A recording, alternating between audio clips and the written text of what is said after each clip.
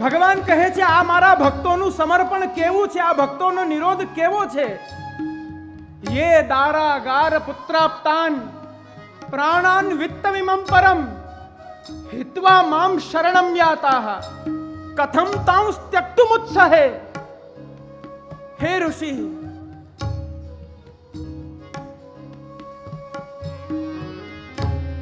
જે જીવ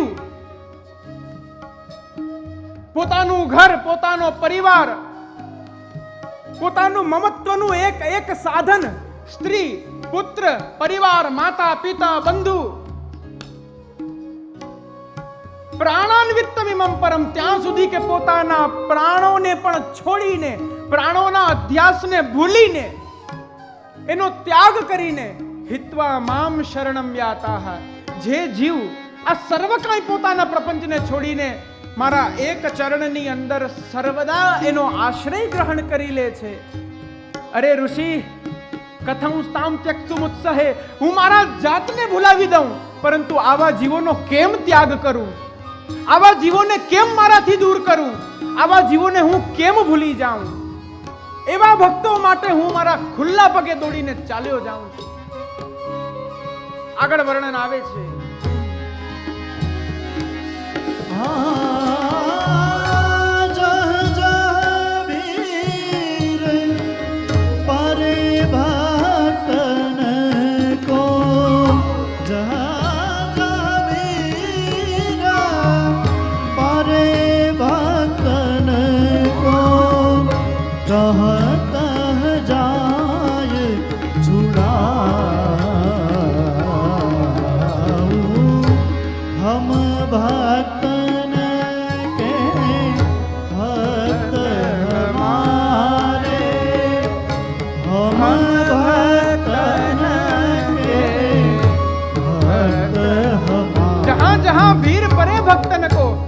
જ્યાં જ્યાં મારા ભક્તોને તાપ થાય છે, યાદ કરો દ્રૌપદી ચ પરિત્રાતા યેન કૌરવ કશ્મલાત.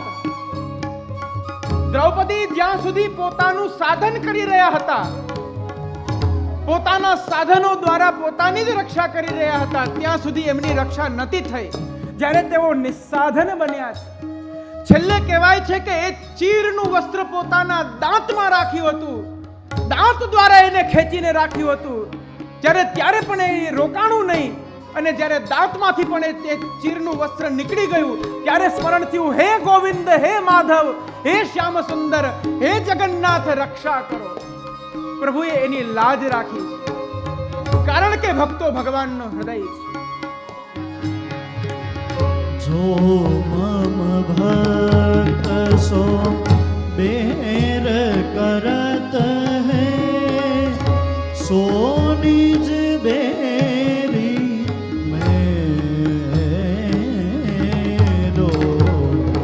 જે મારા ભક્તો સાથે વેર કરે છે એ મારો વેરી થઈ જાય છે.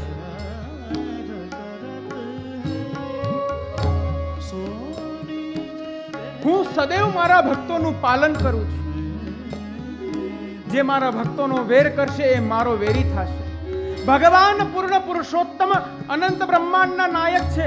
લગભગ પ્રથમ દિવસે મેં આપને કહ્યું હતું કે કાલના સત્રમાં કહ્યું, ભગવાને કેવલ દૃષ્ટિ દ્વારા મહાભારતના યુદ્ધમાં પ્રત્યેક સેનાઓના પ્રાણ ખેંચી લીધા હતા.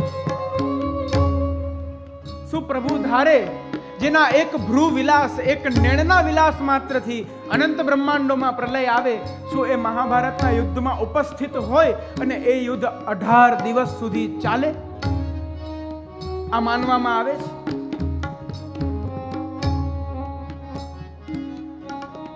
મારા ભક્તો સાથે વેર થયો છે. મારા સામર્થ્યથી, મારા પ્રમેય બલથી હું મારા ભક્તોને વેર દ્વારા વિજય પ્રાપ્ત કરાવીશ. આ પ્રભુની આવી અલૌકિક લીલા છે.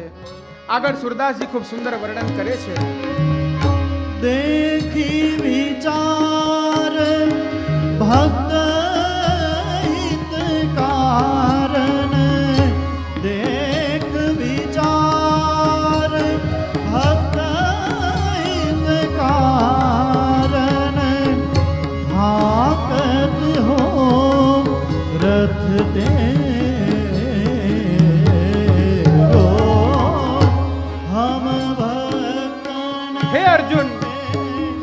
સદૈવ તારા હિતનો વિચાર કરું છું, કારણ કે ભક્તો સીમે સખા ચેતી. તું કેવલ મારો સખા નથી, તું કેવલ મારો સખા નથી, તું મારો ભક્ત પણ છો. નવધા ભક્તિની અંદર ખરેખર વૈષ્ણવ આપ સૌની એકાગ્રતા, આ એક અચ્યુત શબ્દ ઉપર આપણે એટલી ચર્ચા કરી રહ્યા છીએ. આના સુબોધિનીજીના અલગ અલગ ભાવોનું શ્રવણ ક્યારે કરીશું? થોડીક છૂટ આપું છું. સુપ્ત સુપ્તાન પ્રબોધયત, ગઈકાલે કહ્યું હતું જાગતું રહેવું. આજે થોડી છૂટ આપું છું તો વિષય આગળ વધશે.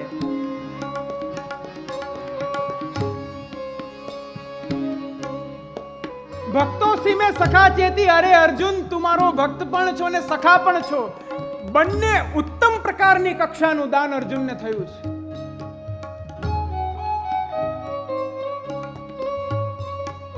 ચત્વારી શૃંગાત્રયો, વેદ કહે છે, ઋગ્વેદની આ ઋચા છે. ચત્વારી શૃંગાત્રયો અસ્ય પાદા દ્વે શીર્ષે. આમાં નવધા ભક્તિનું વર્ણન છે. એમાં કહ્યું એક એક ભક્તિ ભગવાનના અંગરૂપ છે, પરંતુ બે ભક્તિ એવી છે જે પ્રભુના શિરમોર મસ્તક ઉપર રહે છે. એક છે પ્રેમ લક્ષણા ભક્તિ ને એક છે સખ્યાત્મિકા ભક્તિ. એ બંનેનું દાન અર્જુનને પ્રભુએ કર્યું હતું. તું મારો ભક્ત છો, મારો સખા છો, માટે હું તારો રથ હાકી રહ્યો છું. આગળ સુરદાસજી વર્ણન કરે છે. જીતે જીત ભક્ત अपने की हारे हार विचारो. जीते जीत भक्त अपने की अलौकिक वर्णन છે. हारे हार विचारो. सूरदास सुनि भक्त विरोध. सूरदास सुनि भक्त सूरदास सुनि भक्त विरोध. सूरदास सुनि भक्त विरोध. चक्र सुदर्शन धारो, हम भक्तन के भक्त हमारे, हम भक्तन के भक्त हमारे, हम भक्तन के, हम भक्तन के, हम भक्तन के भक्त. મારા ભક્તો જ્યારે જ્યારે વિજય પ્રાપ્ત કરે છે ત્યારે હે પાર્થ, એની વિજયમાં મારી પણ વિજય થાય છે. આગળ આપણે જોશું બરહા પીડમ નટવર વપુઃ, એમાં વૈજયંતી માલા પ્રભુએ ધારણ કરી છે. એ વૈજયંતી માલાનો ભાવ શ્રી મહાપ્રભુજી કંઈક આવો જ આજ્ઞા કરી રહ્યા છે. ભક્તોના હૃદયમાં જય પ્રાપ્ત કરવો. મારો ભક્ત યદિ વિજય પ્રાપ્ત કરે છે તો મને પણ વિજયની પ્રાપ્તિ સહસા થઈ જાય છે. અને મારો ભક્ત ક્યાંય હારી જાય છે તો એની સાથે હું પણ હારી જાઉં છું, એની સાથે મારી પણ હાર નિશ્ચિત થઈ જાય છે. હે અર્જુન, સુરદાસજી કહે છે, મારા પ્રભુ જ્યારે સાંભળે છે કે આ મારા ભક્તનો વિરોધી છે, પૂરી વાત નહીં કેવલ અડધી વાત સાંભળીને પ્રભુ ચક્ર હાથમાં લઈને દોડ્યા દોડ્યા એ ભક્તના વિરોધીને શોધતા જાય છે. આ છે લીલાનો નાયક અચ્યુત. ખરેખર શ્રી મહાપ્રભુજી અદેય દાન દક્ષ છે. અમૂલ્ય વસ્તુનું દાન જીવને કર્યું છે, અમૂલ્ય સ્વરૂપનું, જેની કિંમત ન થઈ શકે, જેની ગણના ન થઈ શકે. જે નંદનંદન યશોદોત્સંગ લાલિત, જેના માટે વેદો પણ, વેદની ઋચાઓ પણ જેનું વર્ણન નથી કરી શકતી, જેના દર્શન દેવોને પણ દુર્લભ છે, બ્રહ્મા જેના આજ્ઞાકારી ભક્ત છે, જેના એક એક રોમકૂપની અંદર અનંત બ્રહ્માંડો બિરાજે છે, જે સ્વયં એવા અનંત બ્રહ્માંડોનો અધિપતિ એકલો નાયક છે, એ પૂર્ણ પુરુષોત્તમને શ્રી મહાપ્રભુજી આપણા મસ્તક ઉપર ને આપણા હૃદયમાં પધરાવે છે. કારણ કે લીલાના અચ્યુત છે, લીલાના નાયક છે. એ કદી પોતાના ધર્મથી છૂટતા નથી. એ સદૈવ પોતાના ધર્મનું આચરણ કરે છે, ભક્તનું પરિપાલન કરે છે, મર્યાદાની અંદર પણ ભક્તોના ભાવને પોષે છે, ને પુષ્ટિ લીલામાં પણ ભક્તોના ભાવને પોષે છે. આ શ્લોકની અંદર ઇત્થમ શરદ સ્વચ્છ જલમ પદ્માકર સુગંધિના ન્યવિશદ વાયુના વાતમ સગો ગોપાલકોચ્યુત. અચ્યુત ભગવાને આવા વ્રજ વૃંદાવનની અંદર પ્રવેશ કર્યો. આ વિષયની અંદર શ્રી મહાપ્રભુજી એક બહુ મહત્વપૂર્ણ વિષયની આજ્ઞા કરે છે. અત્રાપી પૂર્વવદાત આધિદૈવિકીભિઃ શક્તિભિર લીલા વક્તવ્યા. ભગવાને વ્રજ વૃંદાવનમાં પ્રવેશ કર્યો, કોના માટે કર્યો છે? વેણુ ગીત સાંભળો છો એટલો તો ઉત્તર આપો. ત્રીજો દિવસ અડધો પૂરો થઈ ગયો. વ્રજભક્તો માટે, ગોપીજનો માટે. એ ગોપીજનોનું સ્વરૂપ શું છે? શ્રી મહાપ્રભુજી આજ્ઞા કરે છે, આ અધ્યાયની અંદર જે જે વ્રજભક્તોનું વર્ણન આવે છે એ કોઈ સામાન્ય જીવ નથી, એ પ્રભુની આધિદૈવિક શક્તિઓ છે.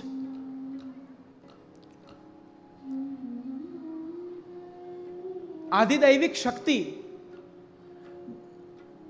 અન્ય ટીકાકારોએ શંકા કરી, જો શક્તિ કહેશો તો શક્તિ કહેવાની સાથે તેની અંદર શાક્ત પરંપરાનો પ્રારંભ થઈ જશે, શુદ્ધ પુષ્ટિનો તો હ્રાસ થઈ જશે. તેનું સમાધાન બતાવ્યું. ભગવાનની 3 પ્રકારની શક્તિ છે: આદિ ભૌતિક શક્તિ, આધ્યાત્મિક શક્તિ અને આધિદૈવિક શક્તિ. આદિ ભૌતિક શક્તિ એ સામાન્ય માયા છે. જે માયા આ જગતની અંદર આવી અને આવરણ રૂપે બ્રહ્મને અને જગતને પૃથક કરી દે છે, જેનું વર્ણન માયાવાદીઓ કરે છે, એ માયા આધિભૌતિકી માયા. આધ્યાત્મિક માયા એ છે જે માયાને યોગ માયા કહેવામાં આવ્યું છે. યોગાય માયા. આ બંને માયા અલગ છે. આ બંને માયાના પ્રાકટ્યની વાત ભાગવતમાં અલગ અલગ રીતના કરવામાં આવી છે. યોગ માયા જ્યારે પ્રભુએ સૃષ્ટિનો પ્રારંભ કર્યો એ સમયે સાવા એતસ્ય સંદ્રષ્ટુઃ શક્તિ સદસદાત્મિકા માયા નામ મહાભાગા યયેદમ નિર્મમે વિભુઃ. ભગવાને સદ અને અસદ બંને સ્વરૂપવાળી આ યોગ માયાને પ્રકટ કરી, જેનું કાર્ય છે યોગાય માયા. આજ પ્રભુની અલૌકિકી માયા છે. જે લૌકિક માયા છે એ તો એના 3 કાર્ય છે: આવરણ, વિક્ષેપ અને મલ. આ તો યોગાય માયા, ભગવાનમાં જોડનારી માયા છે, જેનું કાર્ય વ્રજમંડળથી પ્રારંભ થાય છે. વ્રજલીલામાં જ્યારે રોહિણીજીના ગર્ભનો કર્ષણ કરવાનું હતું, દેવકીજીના ગર્ભને કર્ષણ કરીને રોહિણીજીના ઉદરની અંદર એને સ્થાપિત કરવાનું હતું શ્રી દાવજી મહારાજના સ્વરૂપને, ત્યારે પ્રભુએ યોગ માયાને આજ્ઞા કરી છે. અને એ યોગ માયાને આજ્ઞા કરી અને વરદાન પણ આપ્યું છે: દુર્ગેતિ ભદ્રકાલીતિ વિજયા વૈષ્ણવીતિ ચ અર્ચિષ્યંતિ મનુષ્યાસ્ત્વામ સર્વ કામેશ્વરેશ્વરીમ. આ કલીની અંદર સર્વ લોકો તમારી પૂજા કરશે. આ છે આધ્યાત્મિકી માયા. હવે એ બંને માયાથી પર જેનું સ્વરૂપ છે એ છે આધિદૈવિકી. એ આધિદૈવિકી અવસ્થાને જ્યારે જીવો પ્રાપ્ત થાય છે ત્યારે એને ભગવદ અલૌકિકી શક્તિનું દાન થઈ જાય છે. એ જ ભગવદ અલૌકિકી શક્તિનું દાન વ્રજભક્તોને થયું છે. માટે શ્રી મહાપ્રભુજી કહે છે, આ વ્રજભક્તો કોઈ સામાન્ય વ્રજભક્તો નથી, એ આધિદૈવિક પ્રભુની લીલાત્મિકા શક્તિઓ છે. કુંજ નિકુંજોની અંદર જે વિવિધ વિવિધ લીલાઓ થાય છે, એ વિવિધ લીલાઓની અંદર, નિકુંજોની અંદર એવી એવી લીલાઓ થાય. હું આપને એક સામાન્ય રીતના કહું, વરસાદ પડશે અત્યારના? હા કે ના તો કહો. હા, શા માટે? વર્ષા ઋતુનો અભાવ છે. અત્યંત શીત અવસ્થા અત્યારના થઈ શકશે? નહીં થઈ શકે, કારણ કે એ શીત ઋતુ વહી ગઈ. હવે વસંતનો પ્રારંભ થયો છે. આ આદિદૈવિક શક્તિઓનું એ સામર્થ્ય છે.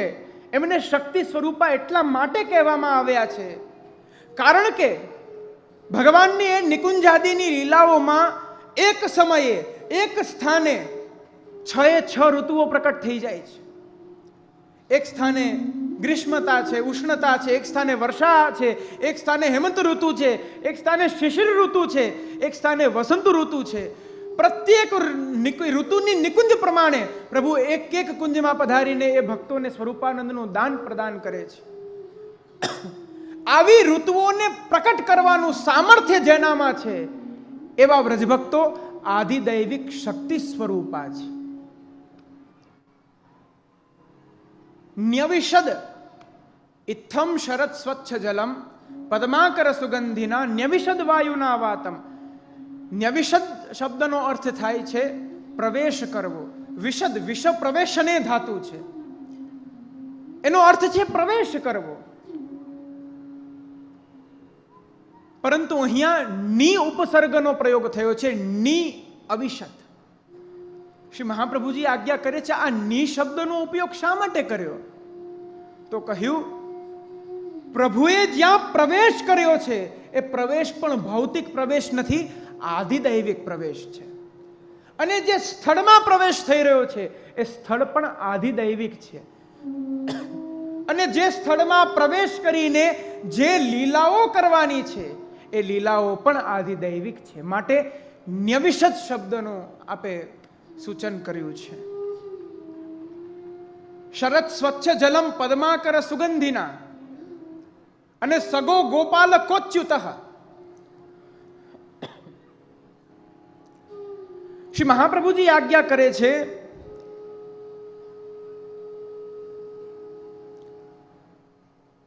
અત્ર વિશેષતઃ કર્માદિ નિર્દેશાત ક્રીડાર્થ. શરદને સ્વચ્છ કહેવું, સુખદ વાયુ વહી રહ્યો છે કમળને સ્પર્શીને, સુંદર એવું વ્રજવૃંદાવન છે. આ કથન માત્રથી પ્રભુની અલૌકિકી ક્રીડાની વાત છે. એ ક્રીડા શ્રી મહાપ્રભુજી આજ્ઞા કરે છે 2 પ્રકારે થઈ છે, જલરૂપ ક્રીડા અને સ્થલરૂપ ક્રીડા.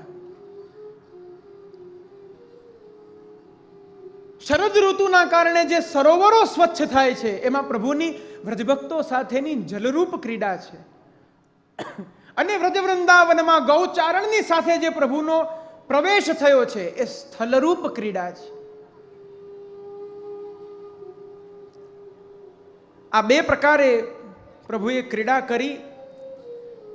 અને વ્રજવૃંદાવન, અહીંયા વૃંદાવનનું નામ નથી આપ્યું કે વૃંદાવનમ પ્રાવિશદ. આગળ બરહાપીડમમાં કહે છે વૃંદારણ્યમ સ્વપદ રમણમ. એવા વૃંદાવન જે ભગવાનના ચરણોનું રમણ રૂપ છે એમાં પ્રભુએ પ્રવેશ કર્યો.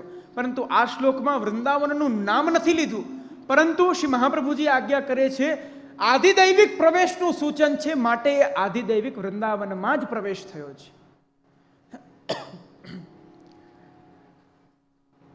પ્રથમ શ્લોકની અંદર પ્રવેશનું સ્વરૂપ બતાડી. હવે બીજા શ્લોકમાં શ્રી મહાપ્રભુજી આજ્ઞા કરે છે પ્રવેશ મુક્ત્વા દેવોતોદ્બોધનમાહ કુસુમિતેતિ. આ કુસુમિત વનરાજી જે શ્લોક છે એ શ્લોકની અંદર આગલા શ્લોકમાં પ્રભુએ પ્રવેશ તો કર્યો, પરંતુ 2 કાર્ય છે, 2 પ્રકારની અલૌકિક ક્રીડા કરવાની છે. અલૌકિક ક્રીડા કરવાના કારણે જે ક્રીડાના પાત્રો છે, જે લીલાના પાત્રો છે એમના ભાવને તો વધારવો પડશે. પ્રથમ કારિકાની અંદર આવો, કાલને ચર્ચામાં પુનશ્ચ એનું અનુસંધાન આપને કરાવું કે આ વિષય ક્યાં જઈ રહ્યો છે. ભગવાને આ અધ્યાયમાં આસક્તિનું દાન કર્યું છે ને એ આસક્તિનું દાન કેના દ્વારા કર્યું? તો વેણુ દ્વારા. એ વેણુ દ્વારા જે આસક્તિનું દાન થાય છે આ પ્રક્રિયાને ઉદ્બોધન ક્રિયા કહેવામાં આવે છે. ઉદ્બુદ્ધ કાર્ય પ્રભુનું કહેવામાં આવે છે. દેવતોદ્બોધનમાહ, જે દેવરૂપો છે. વ્રજની અંદર જે ગોપો છે એ ગોપ કોણ છે? એ સાક્ષાત આધિદૈવિક, જે પ્રકારે આધ્યાત્મિક માયા અલગ છે અને આધિદૈવિક શક્તિ વ્રજભક્તો અલગ છે, એ જ પ્રકારે જે આધ્યાત્મિક દેવો છે ઇન્દ્ર વગેરે એ અલગ છે.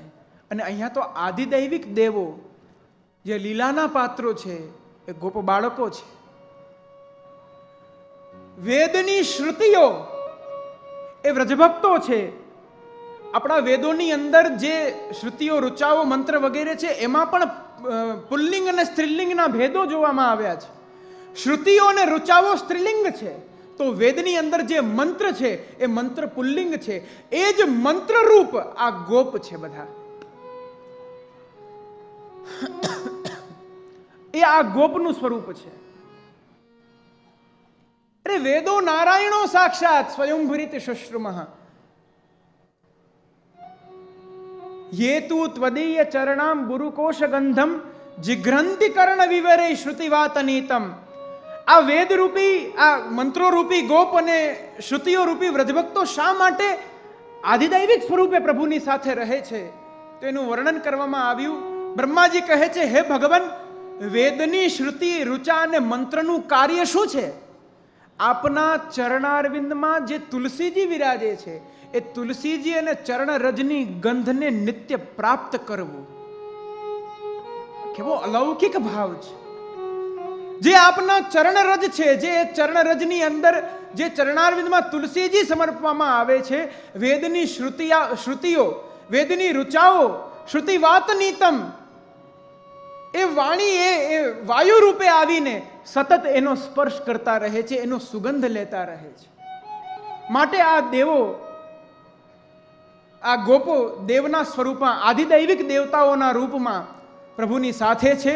એવા દેવ સ્વરૂપો, દેવતા સ્વરૂપ ગોપ અને દેવતા સ્વરૂપ વ્રજભક્તોના ભાવને પોષવા માટે, એ પ્રેમ રૂપી રસને ઉદ્બુદ્ધ કરીને આસક્તિમાં પરિવર્તિત કરવા માટે પ્રભુએ બીજા શ્લોકની અંદર કુસુમિત વનરાજી દ્વારા એ લીલા કરી છે. આવો બીજા શ્લોકનો પ્રારંભ કરીએ. કુસુમિત વનરાજે શ્રુષ્મે ભૃંગ દ્વિજકુલજોષ્ટ સરસરીન મહેદ્રમ. કુસુમિત વનરાજે શ્રુષ્મે ભૃંગ દ્વિજકુલજોષ્ટ સરસરીન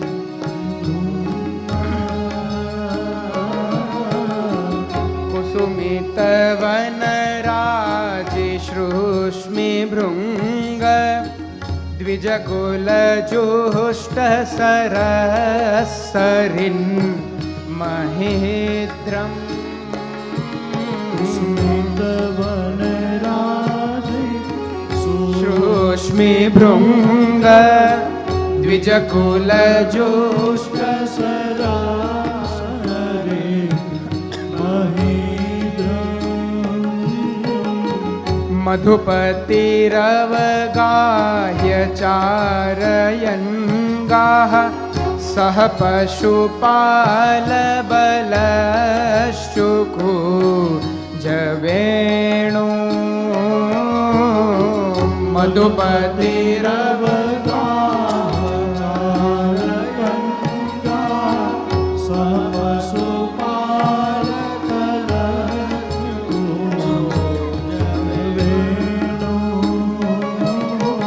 કુસુમિત વનરાજી શ્રુષ્મે ભૃંગ. ભગવાને જે વ્રજ વૃંદાવનમાં પ્રવેશ કર્યો છે એ વ્રજ વૃંદાવનનું વર્ણન આવે છે. કુસુમિત વનરાજી, સંપૂર્ણ વ્રજની વનરાઈઓ પ્રફુલ્લિત થઈ ગઈ છે, કુસુમિત થઈ ગઈ છે, પુષ્પિત થઈ ગઈ છે. કમળો ખીલી ગયા છે. એ કમળોની ઉપર ભમરાઓ ગુંજારો કરી રહ્યા છે. એ કમળોના મકરંદનું પાન કરી રહ્યા છે. દ્વિજકુલ જુષ્ટ સરસ સરિન મહિદ્રમ સરિત સરોવર સ્વચ્છ બની ગયા છે. પ્રભુના પધારવાની પ્રતીક્ષા કરી રહ્યા છે. નદીઓ સ્વચ્છ થઈને પોતાના વેગને પરિવર્તિત કરીને પ્રભુની પ્રતીક્ષાઓ કરી રહી છે. પર્વતો પોતાના જ અલૌકિક શ્રેંગમાંથી આર્દ્ર રસ વહાવીને, ફળોના રસને વહાવીને, અલૌકિક ભક્તિ રસને વહાવતા પ્રભુની રાહ જોઈ રહ્યા છે.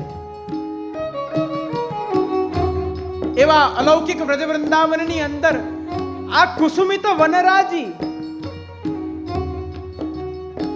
એક સામાન્ય વનરાઈ જે પોતાની ભૌતિક અવસ્થામાં હતી, જેવું પ્રભુના પધારવાનો સમાચાર એને મળે છે, એને મળતાની સાથે તે વનરાઈઓ પોતાના સ્વરૂપને મોટા કરતી જાય છે.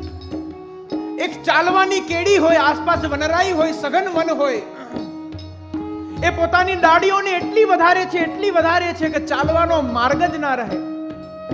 તે વનરાઈઓ એવી વિચારી રહી છે કે ક્યાંક મને પ્રભુનો સ્પર્શ થઈ જાય, પ્રભુ ચાલતા મારા પાંદડાને સ્પર્શી જાય, પ્રભુ ચાલતા મારી ડાળીને હલાવી જાય, પ્રભુ ચાલતા પોતાના ચરણથી એક પુષ્પને સ્પર્શી જાય. એ માટે સંપૂર્ણ પ્રકૃતિ આજે ઉન્મત્ત બની ગઈ છે. કુસુમિત વનરાજે શ્રુષ્મિ ભૃંગ દ્વિજકુલ જુષ્ટ સરસરિન મહેદ્રમ. કુસુમિત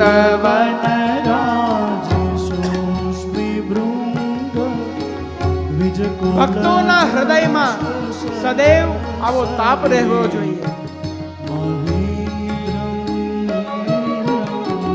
મધુપતિ રવગાહય ચારયન ગાહ.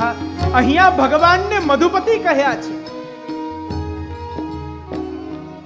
જે આવી સુંદર વનરાઈઓની અંદર પ્રભુનો પ્રવેશ થાય છે, એ પ્રભુ કેવા છે?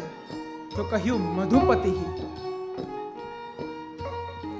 ભગવાન મધુરાધિપતિ છે, ભગવાન મધુપતિ છે. એવા મધુપતિ ભગવાન ચારયન ગાહા, ગૌચારણ કરતા સહ પશુપાલ બલશ ચુકુજ વેણુ. એકલા નથી પધાર્યા, સહ પશુપાલ ગોવાળિયાઓ સાથે છે, ગાયો સાથે છે, અને બલહ અર્થાત શ્રી દાવજી મહારાજ પણ સાથે છે. આ સંપૂર્ણ લીલા સામગ્રીની સાથે જ્યારે પ્રભુ પ્રવેશ કરે છે, ત્યારે આપે શું કર્યું? તો કહ્યું શુકુજ વેણુમ. વેણુનું પૂજન કર્યું છે.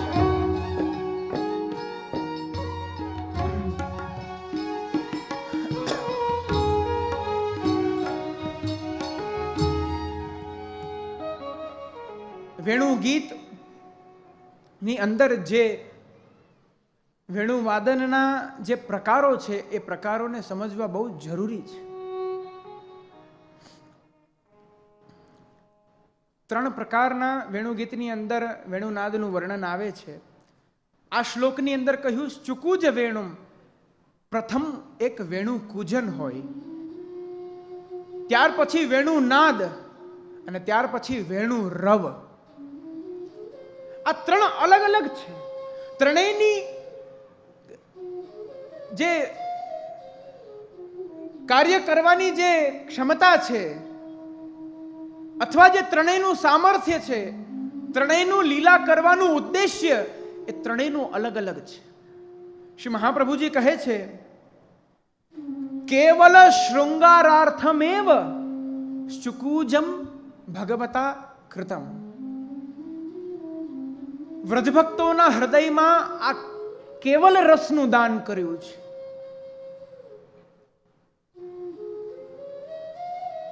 શ્રી કૃષ્ણ જેવા કોઈ ચતુર નથી પ્રિયજનો.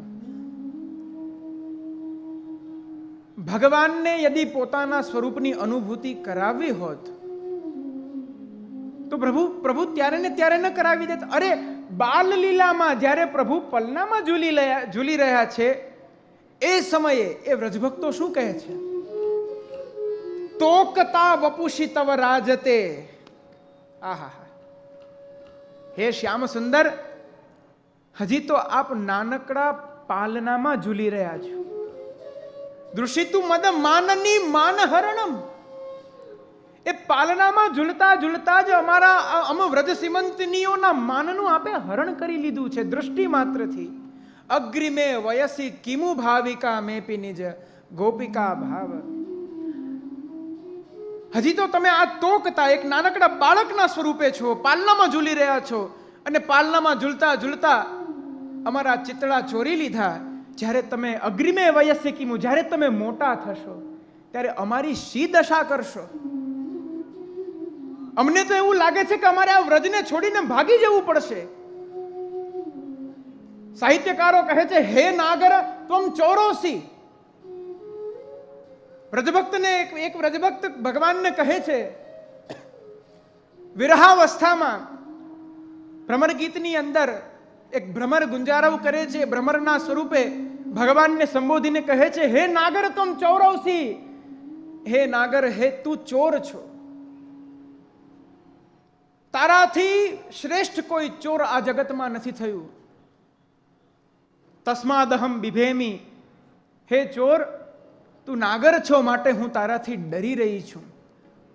મારે તારી સમીપ નથી આવવું. હું કદાચ તારી સમીપ આવીશ, સમીપ આવતાની સાથે જ તું મારા ચિતડાને ચોરી લઈશ.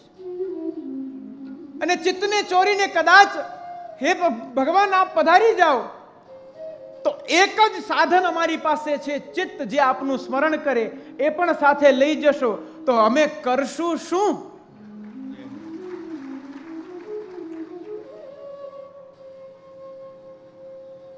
વ્રજભક્તોના ભાવ જુઓ.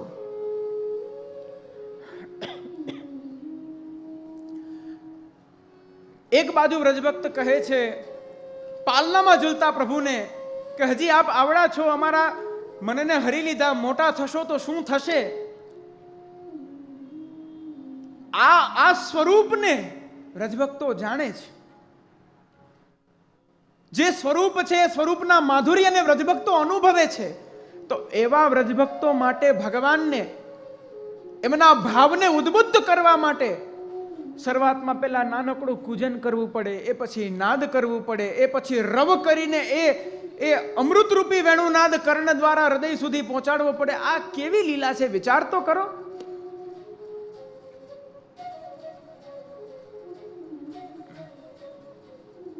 આ કૂજન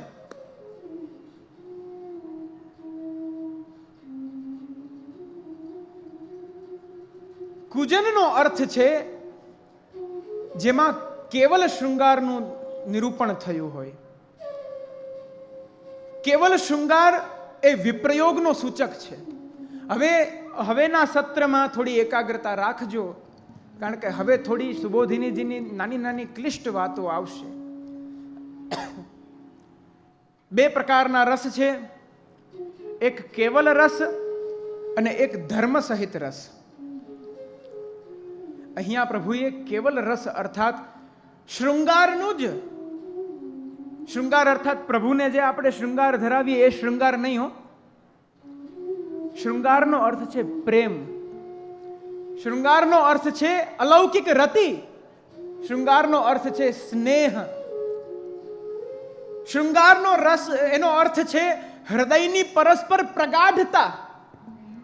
જે પ્રગાઢતા હૃદયમાં છે, જે પ્રગાઢતા મનમાં છે, એ જ પ્રગાઢતા જ્યારે ઇન્દ્રિયોમાં પરિવર્તિત થઈ જાય છે ત્યારે એને શૃંગાર રસ કહેવામાં આવે.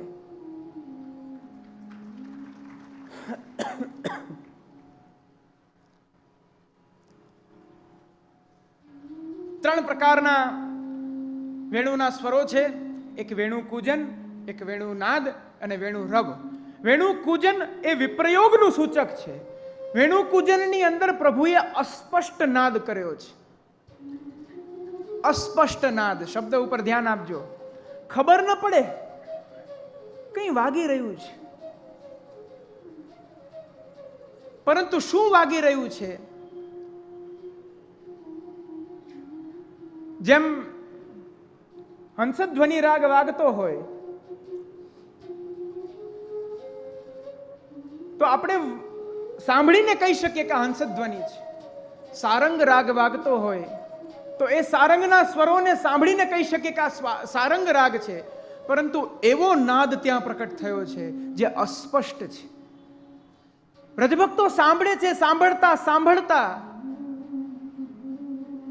તેઓને તાપ થઈ રહ્યો છે. તેમને ખબર છે કે આ શ્રી કૃષ્ણના વેણુનો નાદ છે, પરંતુ પ્રભુ વેણુ નાદ દ્વારા શું કહી રહ્યા છે એ અસ્પષ્ટ હતું.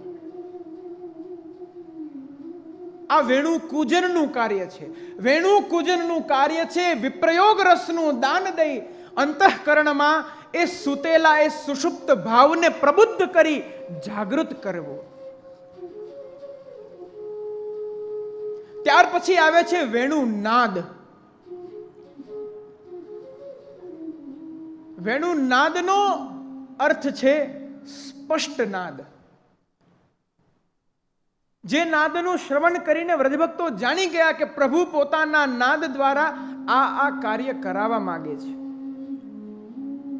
નાદની અંદર સ્વરની પ્રધાનતા છે. એક એક સ્વર દ્વારા પ્રભુ એક એક સંકેતો કરે છે. વેણુ દ્વારા એનું વર્ણન આપણે આગળ જોઈશું. સા દ્વારા શું થયું, રે દ્વારા 7 છિદ્રો છે. સા રે ગ મ પ ધ ની. એક એક સ્વર દ્વારા પ્રભુએ એક એક જીવોના ભાવને ઉદ્બુદ્ધ કર્યા છે.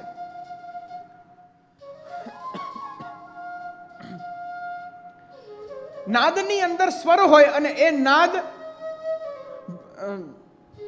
વિપ્રયોગ સંયોગનું ઉભય દલાત્મકનું સ્વરૂપ છે. નાદના શ્રવણ દ્વારા વિપ્રયોગ પણ પ્રકટ થાય છે. એ વિપ્રયોગ એટલા માટે પ્રકટ થઈ રહ્યો છે કે આ કૃષ્ણ વેણુનાદ કરીને અમારા ચિત્તડાને ચોરી રહ્યા છે, અમારા મનને ખેંચી રહ્યા છે. એ ખેંચી રહ્યા છે એ ભાવથી સંયોગની અનુભૂતિ થાય છે. પરંતુ અમે વ્રજભક્તો પ્રભુ તો ગૌચારણમાં પધારી ગયા છે, અમે તો વ્રજમાં જ અમારા ઘરમાં જ સ્થિત છીએ. કેમ કરીને પ્રભુ પાસે પહોંચી શકશું? શું પ્રભુ અત્યારના તાલવનમાં હશે? શું પ્રભુ અત્યારના વૃંદાવનમાં હશે? શું પ્રભુ અત્યારના મધુવનમાં હશે? પ્રભુ ક્યાં વિરાજી રહ્યા હશે? આવું જે કાર્ય છે એ વેણુ નાદનું કાર્ય છે. અને ત્યાર પછી આવે છે વેણુ રવ. આ ફલરૂપ નાદ છે. વેણુ રવના માધ્યમથી વ્રજભક્તો ભગવાનમાં તન્મય થઈ ગયા હતા. આગળ એનો વિષય આવશે ત્યારે જરૂર ચર્ચા કરીશું. શ્રી મહાપ્રભુજીના સુબોધિનીજીના થોડા ઘણા ભાવો આપણે જાણીએ. કુસુમિત વનરાજી, જે વ્રજ વૃંદાવનની જે પ્રાકૃતિક સૌંદર્યની વાત છે, એ પ્રાકૃતિક સૌંદર્યને વર્ણન કરતા શ્રીમદ આચાર્ય ચરણાપ આજ્ઞા કરે છે. ઉદ્બુદ્ધા દેવતાઃ સામગ્ર્ય ભાવાન ન ભવા રતન ન રતા ભવંતી ઇતિ ભાવેન. ભગવાનના અલૌકિક શ્રીઅંગની અંદર સ્વરૂપમાં અલૌકિક રતિ પ્રકટ થાય, પરંતુ એ રતિ પ્રકટ કેમ થશે?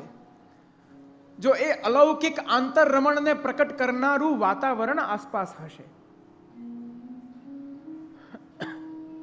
બહુ સામાન્ય દૃષ્ટાંત આપું, ખાસ કરીને આપ સૌ બહુ શીઘ્રતાથી સમજી જશો. રસોઈ કરવાની હોય, કોઈ વ્યંજન બનાવવાનું હોય, તો કેવલ કોરા ખાલી પાત્રની અંદર એવા સાધનો દ્વારા ખાલી પાત્રને જ આ રીતના એનું તમે મર્દન કરતા રહો તો એ સામગ્રી બની જશે? ન બની જાય? હા કે ના તો કહો. એના માટે એ સામગ્રીના દ્રવ્યોની આવશ્યકતા છે. અમુક સામગ્રી સિદ્ધ કરવી છે તો અમુક એના પદાર્થોની આવશ્યકતા પડે જ. એના વિના ચાલે નહીં. શ્રી શ્યામ સુંદર તો અલૌકિક રતિનું દાન કરવા પધાર્યા છે. તો ત્યાં આ લીલા રૂપી જે સામગ્રી છે એ આ વ્રજ વૃંદાવનની પ્રાકૃતિક વનરાઈ છે, જેને શ્રી મહાપ્રભુજી લીલા સામગ્રી કહે છે. જો આનો અભાવ હોય તો વ્રજભક્તોમાં એ ભાવ પ્રકટ નહીં થાય. સામગ્ર્ય ભાવાન ન રતા ભવંતી, એ ભગવાનમાં રત નહીં થાય.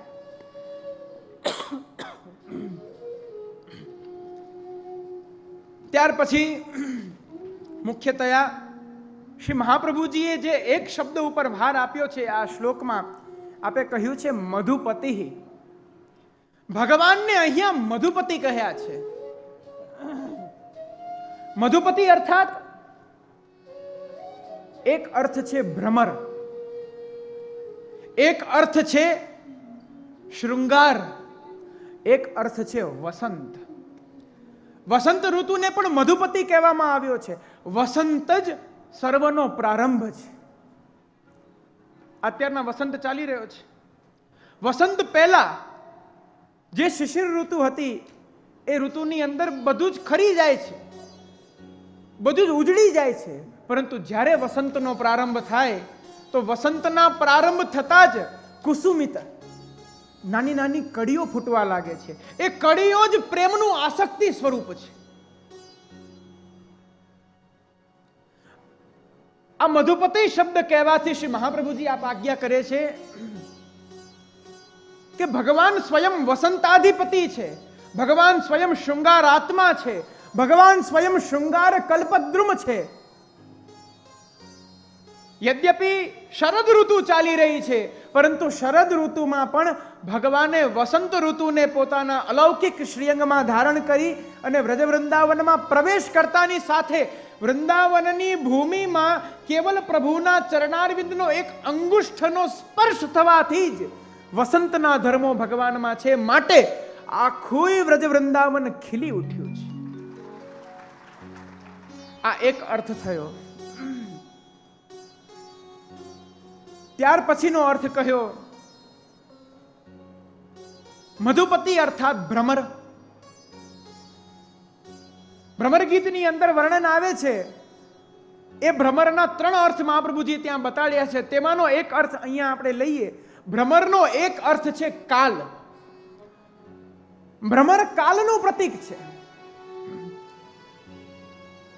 તો મધુપતિ ભ્રમરના સ્વરૂપને ધારણ કરીને પ્રભુ એવું સૂચવા માંગે છે, આ જે લીલા કરવા હું જઈ રહ્યો છું, આ જે લીલા થઈ રહી છે એ કોઈ સામાન્યની નહીં.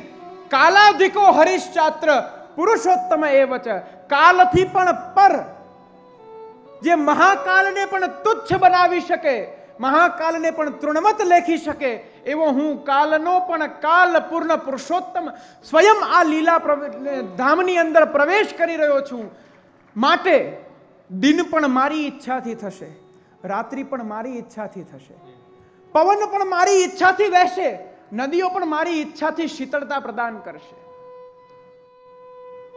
કેવા અલૌકિક ભાવો શ્રી મહાપ્રભુજીએ કર્યા છે.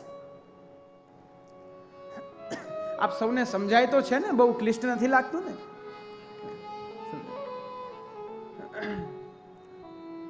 થોડું ભગવત ગુણગાન કરવું છે. વિષય બહુ વધી નથી જતો ને એક સાથે. સુબોધિનીજીના અલગ અલગ ભાવો.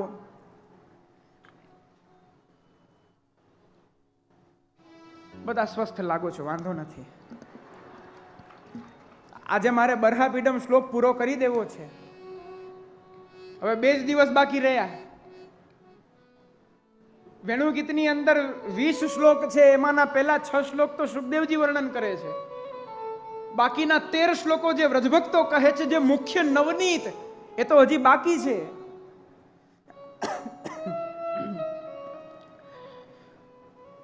અને ત્રીજો અર્થ કર્યો શૃંગાર આત્મા. ભગવાન રસ સ્વરૂપ છે, ભગવાન રસ છે. એ રસની અનુભૂતિ જીવ જ્યારે રસરૂપ બને છે ત્યારે જ થઈ શકે છે. શરીરાય મહાપ્રભુ આજ્ઞા કરે છે ને, યદિ એક વસ્ત્ર આર્દ્રિત હશે અને એની ઉપર કોરું વસ્ત્ર આવશે તો બીજું વસ્ત્ર આર્દ્રિત થશે. રસરૂપ શ્રી કૃષ્ણને સમજવા છે તો પેલા રસિક બનો. એ રસતાને પ્રાપ્ત કરો, અલૌકિક રસને હૃદયમાં ધારણ કરો. શ્રી કૃષ્ણ રસ છે, શૃંગાર આત્મા છે, શૃંગાર કલ્પદ્રુમ છે. અરે ભગવાન ત્યાં સુધી આજ્ઞા કરે છે પ્રત્યેક જીવને સૌથી વધારે શું ગમે? આ બહુ વિચારવાની વાત છે. સૌથી વધારે શું ગમે? તો કહ્યું જે વસ્તુથી મને બહુ પ્રિયત્વની અનુભૂતિ થાય, જે અપ્રિય લાગે, જેમાં આનંદ ના આવે, એ ગમે. અત્યારના સુંદર આવા અલૌકિક વેણુગીતનું રસપાન થઈ રહ્યું હોય અને એમાં કંસવધની વાત આવે તો આમ કેવો રસની આખી પ્રક્રિયા જ આખી વિપરીત થઈ જાય. રસની સામે તો રસ જ ઊભી શકે.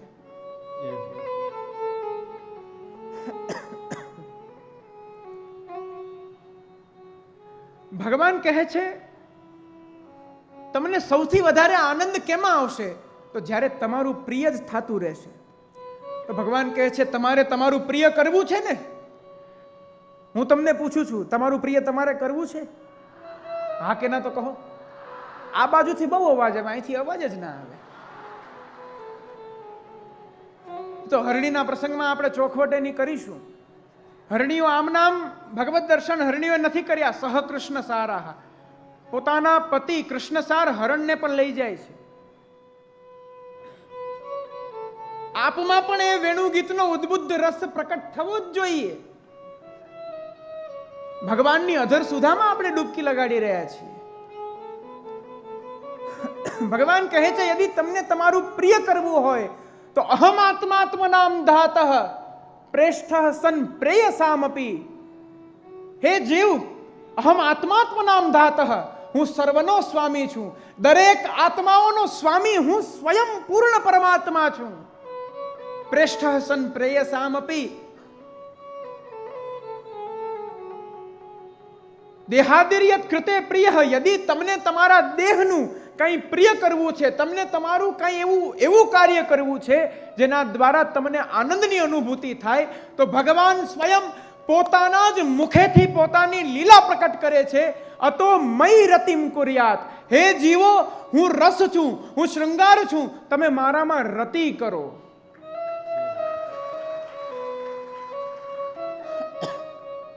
આ છે શૃંગાર આત્મા.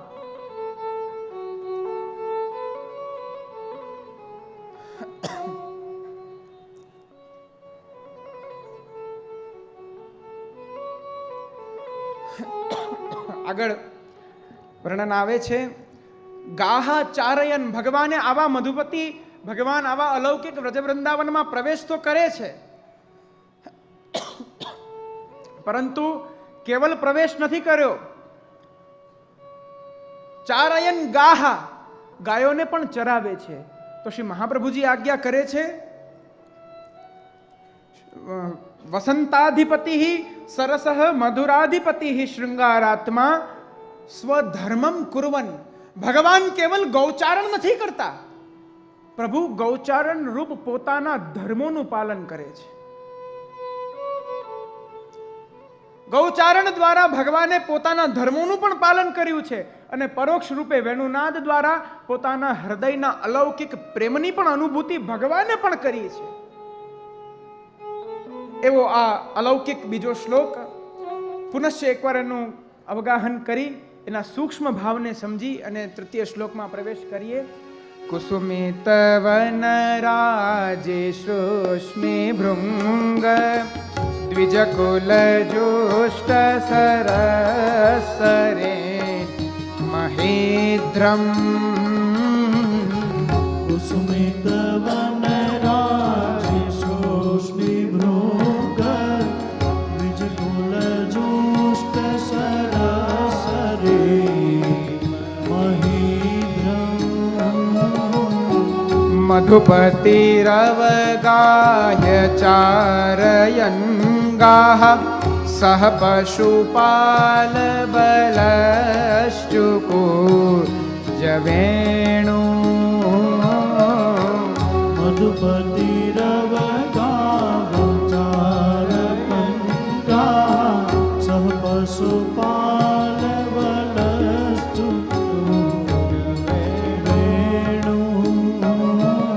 પ્રકારના જીવોના ભાવને ઉદ્બુદ્ધ પ્રભુ કરે છે. સરસ સરીન મહિદ્રમ શ્રી મહાપ્રભુજી આજ્ઞા કરે છે, ત્રિવિધાનામ જીવાનામ ભાવાનામ ઉદ્બોધાર્થે, અર્થાત 3 પ્રકારના જીવો છે. એક જીવો સરહ, અર્થાત જે જીવો, જે વ્રજભક્તો સરોવરમાં રહે છે, સરોવરની નિકટ રહે છે.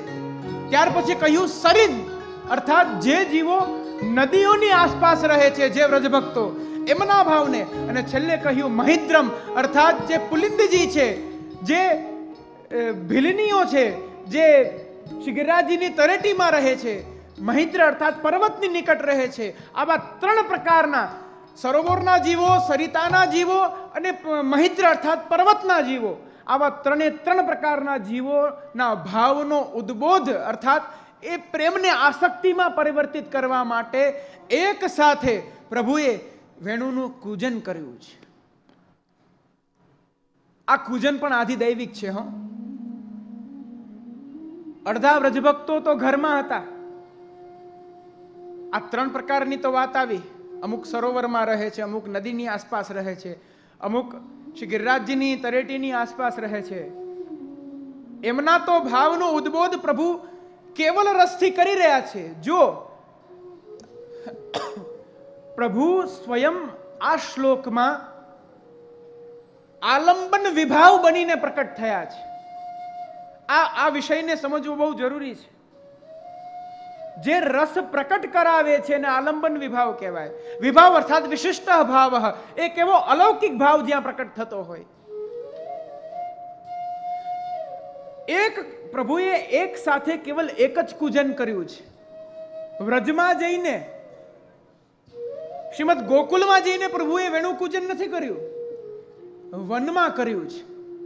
એક જ વેણુ છે, બજાવનારા એક જ છે, શ્યામ સુંદર.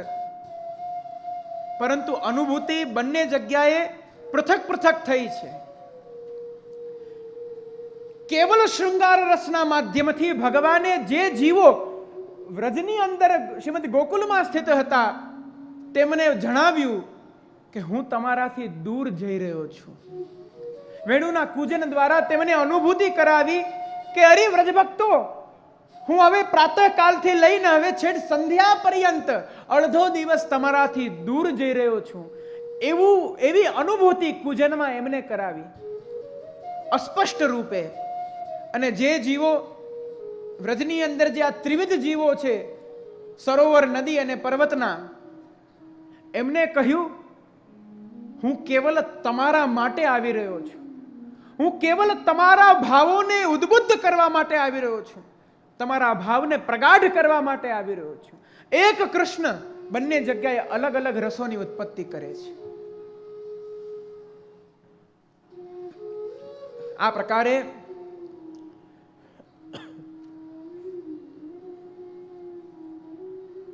દ્વિતીય શ્લોકની અંદર વેણુ કૂજનનું પ્રયોજન બતાડી તૃતીય શ્લોકમાં ચાલો પ્રવેશ કરીએ. દ્વિતીય શ્લોકની અંદર એ જે દેવતા રૂપ ગોપ અને વ્રજભક્તો છે એમના ભાવના ઉદ્બોધન માટે કૂજન થયું છે. આ ત્રીજા શ્લોકનું પ્રયોજન સમજાવતા આચાર્ય ચરણો આજ્ઞા કરે છે, કામવશાદ ભગવદ ઉદ્બોધાર્થમ સ્વસખીભ્ય. એ વેણુ કૂજન સાંભળીને કેવલ શૃંગાર રસનું પાન કરીને વ્રજભક્તોના હૃદયમાં અલૌકિક કામ પ્રકટ થયો છે. એ અલૌકિક કામને, એ કામનું શમન કરવા માટે થઈને સ્વસખીભ્ય, પરસ્પર વ્રજભક્તો ટોળાને ટોળા પોતપોતાની જે સખીઓ હોય એમની સાથે ભગવાનના વેણુ ગીતની અને ભગવાનના એવા વિચિત્ર ચેષ્ટારૂપ લીલાઓનું કથન કરે છે. આની અંદર શ્રી મહાપ્રભુજી આજ્ઞા કરે છે, સ્વસખીભ્યોન્મ વર્ણયન, પોતાની સખીઓને પોતાના હૃદયના ભાવ કહે છે. તો સખી કોને, સખા અને સખી કોને કહેવાય?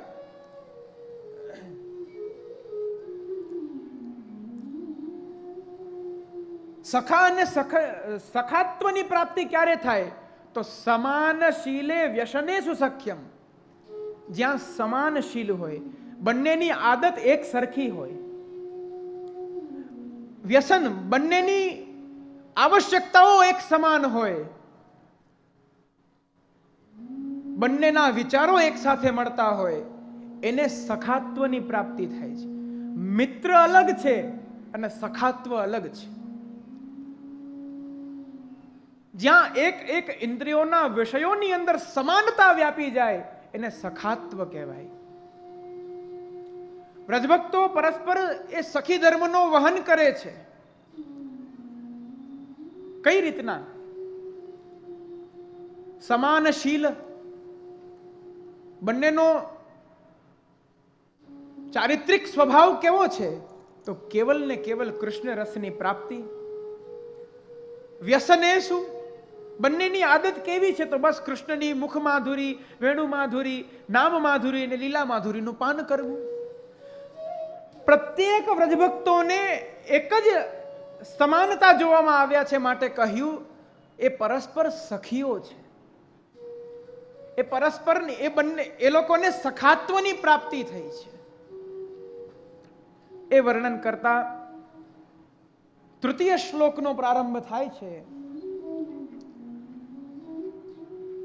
તદ વ્રજસ્ત્રિય આશ્રિત્ય વેણુ ગીતમ સ્મરોદયમ કાશ્ચિત પરોક્ષમ કૃષ્ણસ્ય સ્વસખીભ્યોન્વર્ણયન.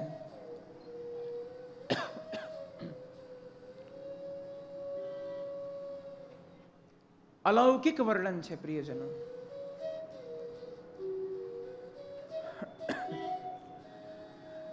પૂર્વમાં વેણુ કૂજન થયું હતું. અહીંયા કહ્યું તદ વ્રજસ્ત્રિય આશ્રિત્ય. એ વ્રજભક્તોએ સાંભળ્યું. શું સાંભળ્યું? તો કહ્યું વેણુ ગીતમ. વેણુ ગીતને સાંભળ્યું છે. શ્રી કૃષ્ણ શરણમ મમ.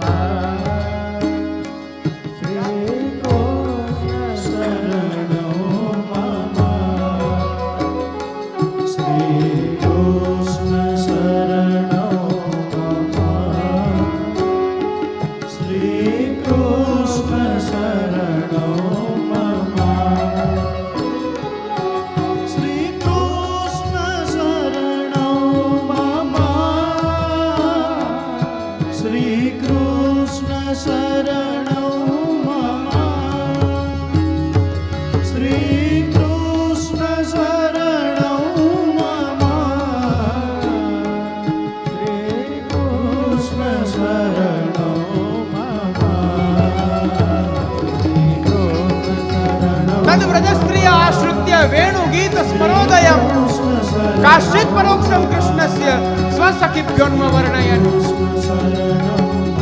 જ્યારે તેઓ કૃષ્ણમય બન્યા છે, કૃષ્ણ રસની એમણે પ્રાપ્તિ કરી છે, ત્યાર પછી જ તેમના કાનમાં એ વેણુ પૂજન થયું છે. આપ એવું ઈચ્છો છો કે આપને વેણુ પૂજન આપણે સંભળાય? એવું ઈચ્છો છો? આ કે ના તો કહો. તો કૃષ્ણમય બનો. કૃષ્ણમય કેમ બનશો? તસ્માત સર્વાત્મના નિત્યમ શ્રી કૃષ્ણ શરણમ મમ વદદભિરેવ સતતમ સ્થેયમિત્યેવ મે મતિઃ. એક ક્ષણ પણ કૃષ્ણ નામ વિના ન રહો તો આ શ્રી મહાપ્રભુજીનું વચન છે કે તમે કૃષ્ણમય થશો. બધા ભાવથી શ્રી કૃષ્ણ શરણમ મમ. શ્રી કૃષ્ણ શરણમ મમ. શ્રી કૃષ્ણ શરણમ મમ. શ્રી કૃષ્ણ શરણમ મમ. શ્રી કૃષ્ણ શરણમ. બધા ભાવ. શ્રી કૃષ્ણ શરણમ મમ. શ્રી કૃષ્ણ શરણમ મમ. શ્રી કૃષ્ણ શરણમ મમ. શ્રી કૃષ્ણ શરણમ મમ. શ્રી કૃષ્ણ શરણમ મમ.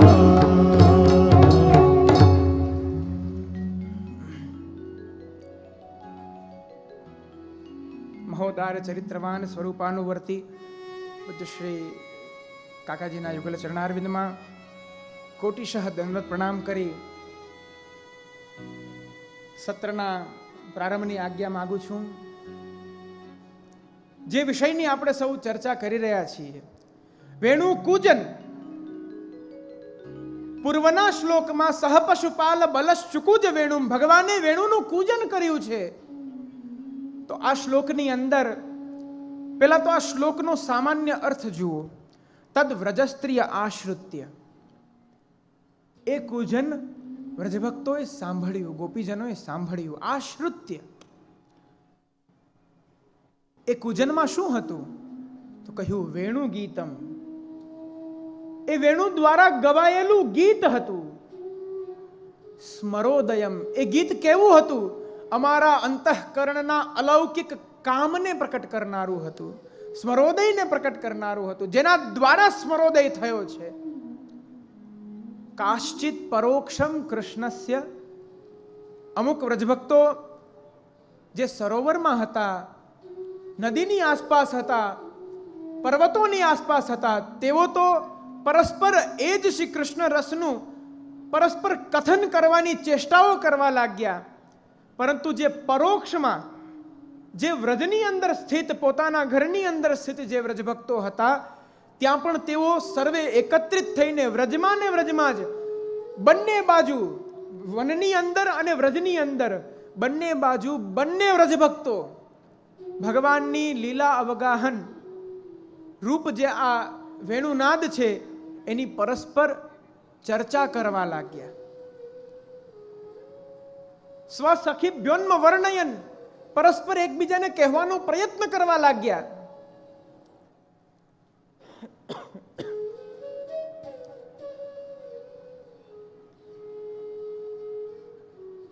તદ વ્રજસ્ત્રીય આશ્રિત્ય, શ્રી મહાપ્રભુજી આજ્ઞા કરે છે, એ વ્રજભક્તોએ જે વેણુનાદનું શ્રવણ કર્યું છે, એ વેણુનાદ કેવો છે? એ વેણુ કૂજન કેવું હતું? એ વેણુ રવ કેવો છે? તો કહે આ સમંતાત શ્રુત્વા આધિદૈવિકત્વાત, એ કૂજન એવું હતું કે વ્રજભક્તો જ્યાં જાય, જ્યાં જ્યાં જાય છે ત્યાં ત્યાં એમને એ નાદ સંભળાય છે. ઘણા વ્રજભક્તો એ નાદથી તાપ સહન નથી કરી શકતા. તાપ સહન ન કરવાના કારણે પોતાના કર્ણેન્દ્રિયોને બંધ કરી દે છે, તો એના હૃદયમાં એ ધ્વનિ પ્રકટ થઈ જાય છે. ઘણા વ્રજભક્તો પોતાના ઘરને બંધ કરી, દ્વાર બંધ કરી દે છે, બારીઓ બંધ કરી દે છે કે આ નાદ બંધ થાય, આ નાદે અમારા ચિત્તોને ચોરી લીધા છે, અમારું મનડું હરાઈ ગયું છે. જે જે આવરણો કરે છે, ભગવાનનું અલૌકિક પૂજન, આધિદૈવિક પૂજન, એ આવરણોને છેદીને વ્રજભક્તોના હૃદયને સ્પર્શે છે.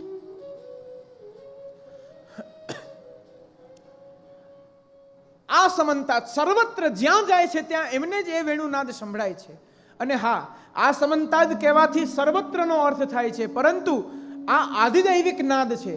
આ આધિદૈવિક એવો નાદ છે જેનું શ્રવણ માત્ર ને માત્ર જેને કરાવવું હોય એને જ થાય. એક વ્રજભક્ત ક્યાંય ઠાળા હોય, એની બાજુમાં કોઈ અન્ય જીવ હોય તો એને ના સંભળાય, એ વ્રજભક્તને જ સંભળાય. આજ તો એ નાદની આધિદૈવિકતા છે.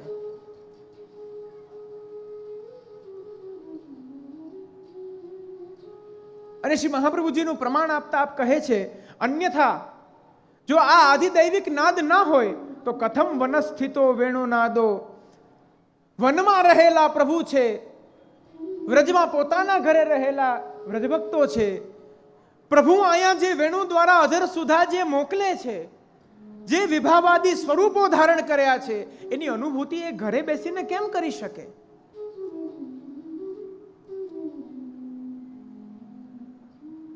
કારણ કે આ નાદ આદિ દૈવિક હતો. ત્યાર પછી કહ્યું વેણુ ગીતમ. પૂર્વમાં કૂજન થયું છે અને અહીંયા કહ્યું વેણુ ગીતમ. અહીંયા વેણુનું ગીત ગવાયું છે. કેટલો તારતમ્ય છે! તો શું ક્ષણે ક્ષણે પ્રભુ અલગ અલગ સ્વરોમાં વગાડતા હશે? આ રહસ્ય આજ સુધી કોઈ શોધી નથી શક્યું. આનું રહસ્ય એકમાત્ર પ્રભુના અધરો છે. એ અધર એવા અલૌકિક છે કે એને જેવી સુધા વહાવી હોય એ જ જાણે, બીજું કોઈ ન જાણી શકે. કુજન અર્થાત અસ્પષ્ટ નાદ. કંઈ વાગી રહ્યું છે, કંઈ એવું વાગી રહ્યું છે જેનાથી અમારું ચિત્ત આકર્ષિત થઈ રહ્યું છે કોઈ એવા સ્થાન તરફ, એ કુજન છે. નાદ અર્થાત જે થોડો સ્પષ્ટ હોય, જેની અંદર સ્વરો હોય. નાદની અંદર સ્વર હોય. હું આપને અત્યારના જે કહી રહ્યો છું, આપ સૌ જે શ્રવણ કરી રહ્યા છો, આને નાદનો જ એક પ્રકાર કહેવાય. આ નાદ જ છે. નહીં, હું એમ ભાવનાત્મક રીતના નથી કહેતો, શાસ્ત્રોક્ત રીતના કહું છું. બ્રહ્મ પ્રત્યેક જીવના હૃદયમાં વિદ્યમાન છે. બ્રહ્મનું સ્વરૂપ પ્રત્યેક જીવના હૃદયમાં વિદ્યમાન છે. એ પછી આત્મ સ્વરૂપે પણ તમે જોઈ શકો છો.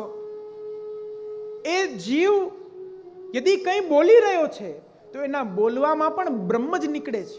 કારણ કે શબ્દ અનાદિ નિધનમ બ્રહ્મ શબ્દ તત્વમ યદક્ષરમ વિવર્તતેર્થ ભાવેન પ્રક્રિયા જગતો યતઃ. વ્યાકરણ શાસ્ત્રો કહે છે બ્રહ્મ અનાદિ છે,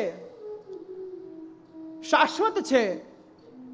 એની અનુભૂતિ ક્ષણે ક્ષણે કરવી હોય તો એ જ બ્રહ્મ શબ્દ તત્વના રૂપે બહાર પ્રગટે છે. આપ મને સાંભળો છો, હું બોલી રહ્યો છું. મેં કહ્યું વેણુ ગીતમ, આપે શું સાંભળ્યું? વેણુ ગીતમ. કેટલી વારની આ ઘટના છે. આ બહુ પ્રેક્ટિકલ નોલેજ છે, એટલે હું પ્રવચન શૈલીમાં નથી કહેતો. કેટલી વાર લાગી વેણુ ગીત મારું બોલવું અને આપનું સાંભળવું? અડધી ક્ષણ? હા કે ના તો કહો. હા. પરંતુ આપણા અંદર, દેહની અંદર એની બહુ મોટી પ્રક્રિયા છે. સૌથી પહેલા આપણા 7 ચક્રોને ભેદીને એ ધ્વનિ કંઠે પહોંચે છે. પરાવાંગ મૂળ ચક્રસ્થા પશ્યંતી નાભિ સંસ્થિતા હૃદયસ્થા મધ્યમાગ્નેયા વૈખરી કંઠ દેશિગા. સૌથી પહેલા એ ધ્વનિ આપણા મૂલાધાર ચક્રમાં પહોંચે છે. મૂલાધાર ચક્રમાં પહોંચી એ મૂલાધાર ચક્રને ભેદીને પશ્યંતી નામનું એક ચક્ર જે આપણા નાભિમંડલમાં રહે છે ત્યાં પહોંચે છે. એ પશ્યંતી ચક્રને ભેદીને મધ્યમાગ્નેય રૂપ એક ચક્ર જે આપણા હૃદયમાં છે ત્યાં પહોંચે છે. એ ધ્વનિ જ્યારે ત્યાં પહોંચે ત્યારે એ હૃદયના ચક્રને પણ ભેદી વૈખરી નામનું એક ચક્ર આપણા અહીંયા કંઠમાં રહે છે એ ત્યાં પહોંચે. અને ત્યાં પહોંચતા એનો જ્યારે એ ભેદન કરે છે ત્યારે વૈખરિયાહી કૃતો નાદો પરો શ્રવણ ગોચરઃ. જ્યારે વૈખરીને એ ભેદીને બહાર નીકળે છે ત્યારે જ એ બીજાના કાને પડે છે. આટલી પ્રક્રિયા એક ક્ષણમાં થઈ જાય છે. વિચાર કરો પ્રભુનું સામર્થ્ય કેવું, કેવી સૃષ્ટિ રચી, કેવો દેહ રચ્યો છે.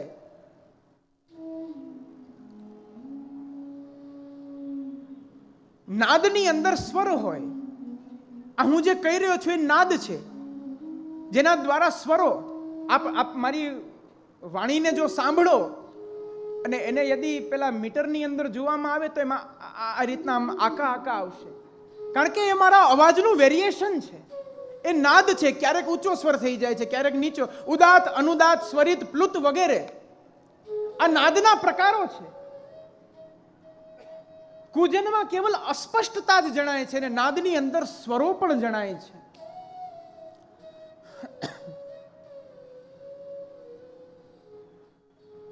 અને ગીતની અંદર સ્વરની સાથે શબ્દો પણ હોય છે. સર્વપ્રથમ રજભક્તોએ તે અસ્પષ્ટ નાદને શ્રવણ કર્યો. શ્રવણ કરતાની સાથે એમનું ચિત્ત પ્રભુમાં ચોંટ્યું. એ અવસ્થામાં એમને નાદની અનુભૂતિ થઈ કે આ તો સ્વરો, આ તો શ્રી શ્યામસુંદરના સ્વરો છે. ત્યાર પછી ગીતનું શ્રવણ થયું કે અરે સ્વરો નહીં, આમાં તો શબ્દ પણ છે. પ્રભુ વેણુ દ્વારા એક વ્રજભક્તોનું નામ લઈને કહી રહ્યા છે. એ વેણુગીતને સાંભળીને એ સ્વર અને શબ્દ બંનેના સમન્વયના શ્રવણ કરીને વ્રજભક્તોના હૃદયમાં અલૌકિક કામ પ્રકટ થાય.